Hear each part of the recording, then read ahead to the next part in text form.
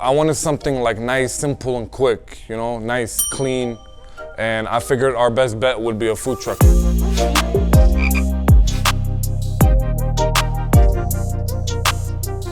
There's a lot of meaning behind that name. We got like one of the busiest barbershops in Michigan. Some clients, we have people coming from like work, people coming from any type of events, hungry, whatnot. So the concept just came together and we wanted something quick. The shawarmas, really, everybody loves shawarmas. Shawarma is cut. So like whenever somebody would call the phone or whatnot, how would you like your shawarma cut, beef or chicken? That's what the name concept came from. Our community is big in the food industry, so there's a lot of competition. We'll get it done though, we're gonna be #1 for sure. Yeah. Congratulations. Appreciate it, man. Thank you, brother.